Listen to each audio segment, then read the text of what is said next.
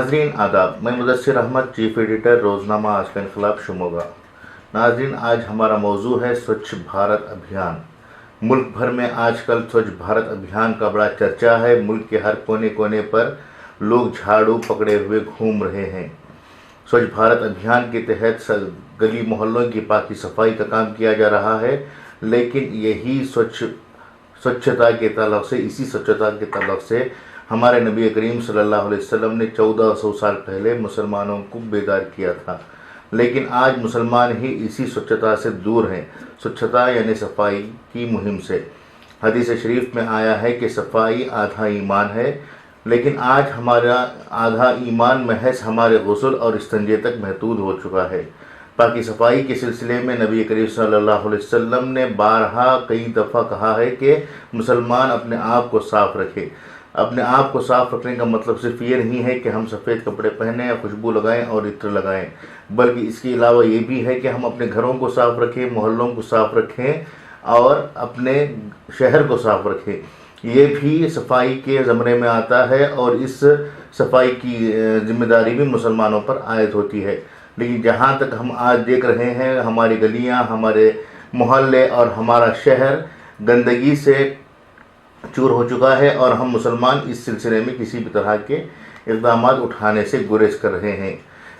जिस इस्लाम ने 1400 साल पहले मुसलमानों को पाकी सफाई से रहने और पाकी सफाई कायम करने का ऐलान किया था, आज वही मुसलमान इस पाकी सफाई से दूर हैं।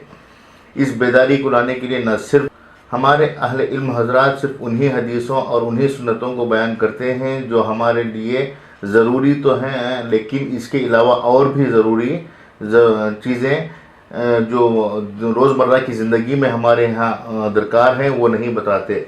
स्वच्छ भारत मुहिम हिंदुस्तान में वज़ीर आज़म नरेंद्र मोदी के आने के बाद से शुरू हुई। हालांकि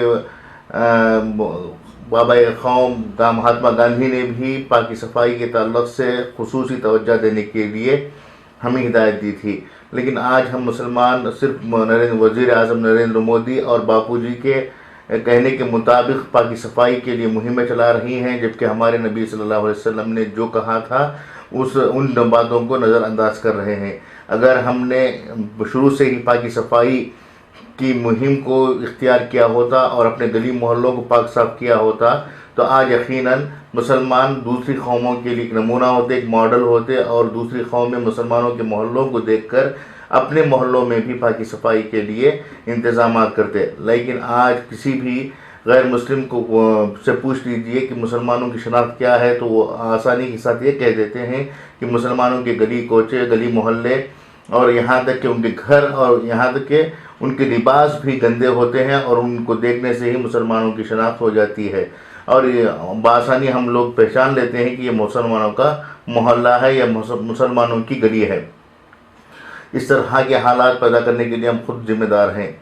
जब तक हम मुसलमान अपने आप को पाक साफ नहीं रखते तो उस वक्त तक हमारा ईमान मुकम्मल नहीं होता, क्योंकि पूरी ईमान की बुनियाद पाकी सफाई पर मुनहसर है। एक पाकी सफाई जिस्म की है, दूसरी अपने रूह की है। इन दोनों चीज़ों को अगर पाक रख लिया जाए तो मुसलमान पक्का मुसलमान बन सकता है। 2 अक्टूबर को उमूमन हमारे यहाँ स्वच्छ भारत अभियान चलाया जाता है। इस दिन छोटे से लेकर बड़े तक हाथों में झाड़ू लिए घूमते हुए दिखाई देते हैं। हर तालीमी इदारे में पाकी सफाई का अहतमाम किया जाता है। अब आजकल तो मुसलमानों के यहाँ भी इस मुहिम को बाकायदा तायीद की जा रही है। हमारे कई दीनी मदारिस भी हैं जिनमें स्वच्छ भारत मुहिम का अहतमाम किया जा रहा है। हिंदुस्तान के कई इलाक़ों से ये खबरें आई हैं कि फ़लाँ मदरसे में स्वच्छ भारत अभियान के तहत पाकी सफाई का अहतमाम किया गया, लेकिन आप अगर देखें कि हमारी मस्जिदें और मदरसे जहाँ पर मुसलमान ही रहते हैं, मुसलमान ही इसका इस्तेमाल करते हैं, बेशतर ऐसे मसाजिद भी हमने देखे हैं जहाँ के हमाम बैतुल खुला बिल्कुल ही पाक नहीं रहते। गंदगी इतनी होती है कि उन बैतुल खुलाओं का इस्तेमाल करना भी हमारे लिए गवारा नहीं करता।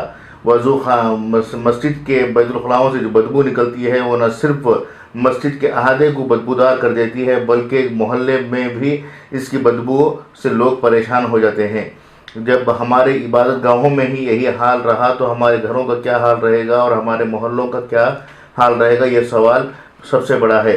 اس سوال کے علاوہ اور بھی ایک سوال یہ بھی ہے کہ ہم مسلمان ہیں، اور ہم مسلمانوں کی ذمہ داری یہ ہے کہ ہم صرف 2 اکتوبر کو یوں سوچھ بھارت ابھیان چلانے کے بجائے باقاعدہ سال بھر اس مہم سے جڑے رہیں، اور اپنے آپ کو، اپنے محلے کو، اپنے شہر کو گندگی سے پاک کرنے کے لیے انفرادی طور پر اقدامات اٹھائے جائیں۔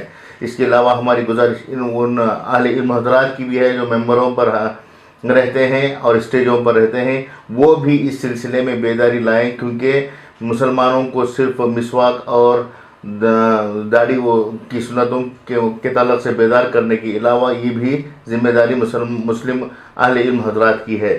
دوسری جانب ہم اکثر یہ کہتے ہیں کہ ہمارے ہاں ماحول کی آلودگی پیش آ رہی ہے، پانی کی آلودگی ہو رہی ہے، صوتی آلودگی روز بروز بڑھ رہی ہے۔ ان تمام باتوں کو ہم شکایت کے طور پر پیش کر رہے ہیں۔ ان آلودگیوں کی وجہ بھی ہم انسان ہی ہیں، حالانکہ ہمارے نبی صلی اللہ علیہ وسلم نے اپنے حدیثوں میں کہا ہے کہ ایک پیڑ کم از کم لگایا کرو، اگرچہ آپ کو معلوم ہو جائے کہ کل قیامت آنے والی ہے۔ اگر قیامت کا آنے کا اندیشہ ہو تب بھی ایسے موقع پر پیڑ لگانے کی ہدایت دی گئی ہے، لیکن کتنے لوگ ہمارے یہاں اس کام سے جڑے ہوئے ہیں، یہ سوچنے والی بات ہے۔ ہم ان چیزوں پر غور نہیں کرتے جو نبی کریم صلی اللہ علیہ وسلم نے ساری انسانیت کے لیے بتائے ہیں۔ مخصوص عبادتوں کو ہم نے صرف ثواب کے لیے اپنا رکھا ہے، جس کی بدولت دوسروں تک اسلام کا حقیقی پیغام نہیں پہنچ پا رہا ہے۔ آج تک دنیا میں جتنے بھی نوبل انعام یافتہ سائنسدان ہیں یا محافظ ماحولیات ہیں، ان میں سے ایک بھی کوئی ایسا نہیں ہے جو مسلمان ہو اور اس نے ماحولیات کے تحفظ کے لیے کسی طرح کا کام کیا ہو۔ نبی کریم صلی اللہ علیہ وسلم نے پانی کی آلودگی کو روکنے کے لیے بھی کہا ہے کہ بہتے ہوئے پانی میں پیشاب نہ کریں، سایہ دار درخت کے نیچے پیشاب اور پاخانہ کرنے سے گریز کریں۔ لیکن ایسی چیزیں جو ہم ان چیزوں پر عمل کرتے ہوئے دوسروں کو تک پہنچا سکتے ہیں، ان چیزوں کو ہم اپنا نہیں رہے ہیں۔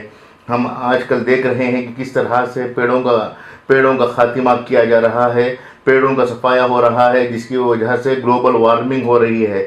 کئی لوگ، کئی حکومتیں، کئی تنظیمیں گو گرین نامی مہم چلا رہی ہیں، لیکن ان ایسی مہم سے مسلمانوں کا کوئی واسطہ نہیں ہے۔ مسلمان اپنے آپ کو محدود کیے ہوئے ہیں، جس کی وجہ سے ان کا جو پیغام ہے، جو اسلام کا پیغام ہے، وہ عام نہیں ہو پا رہا ہے۔ اگر ہم ایسی چھوٹی چھوٹی مہموں کے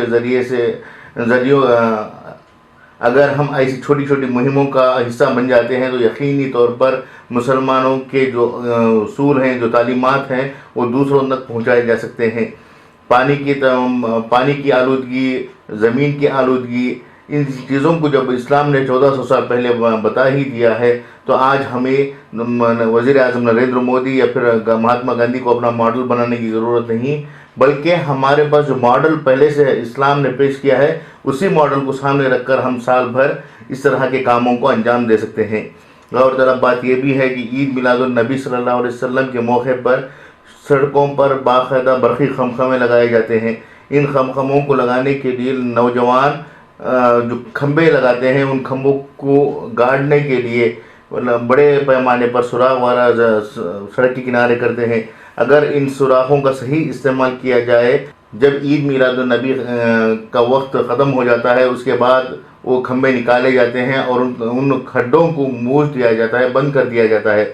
اس کے بجائے اگر نوجوان انہی کھڈوں میں پیڑ لگا کر ایک گرین ریولوشن کے تعلق سے ایک پیغام دیتے ہیں تو یہ بہت بڑا کام ہو سکتا ہے۔ اس سمت میں بھی سوچنے کی ضرورت ہے۔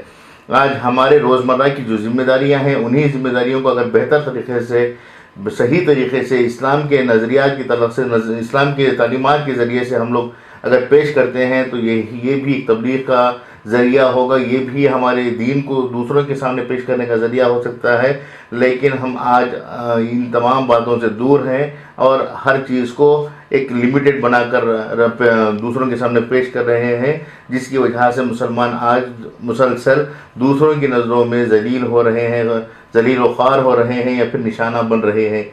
غیروں میں اکثر یہ سوچا جاتا ہے کہ مسلمانوں کو نہ ماحولیات کے تعلق سے کوئی فکر ہے، نہ ہی اپنے ملک کے تعلق سے فکر ہے۔ وہ بس اپنے وہ ہوئے اور اپنے کچھ اصولوں کے تحت زندگی گزارتے ہیں. اس طرح کی سوچ غیروں میں ہے. اس سوچ کو بدلنے کے لیے ہمیں اس طرح کے مہم کو سال بھر تا عمر تا حیات قیامت تک چلانے کے لیے آگے آنا ہوگا. آج کا ہمارا یہی پیغام ہے. نوجوان شاعر علیم اللہ علیم نے اپنے ایک شعر میں لکھا ہے کہ صفائی کو رکھو ہمیشہ عزیز، صفائی کو رکھو ہمیشہ عزیز، صفائی سے بڑھ کر نہیں کوئی چیز. اگر اس چیز کو ہم اپنا لیتے ہیں تو یقیناً سوچھ بھارت کے سوچھ مسلمان ہم بن سکتے ہیں. ہماری اس ویڈیو کو اگر آپ پسند کرتے ہیں، اگر ہماری اس میں سے کوئی بھی بات پسند آتی ہے تو آپ براہ مہربانی اس ویڈیو کو دوسروں تک شیئر کریں تاکہ اچھائی کو زیادہ سے زیادہ لوگ سن سکیں. ہم نئی فکر کے ساتھ جلد ہی آپ کے سامنے پیش ہوں گے. تب تک کے لیے اجازت دیں. شکریہ.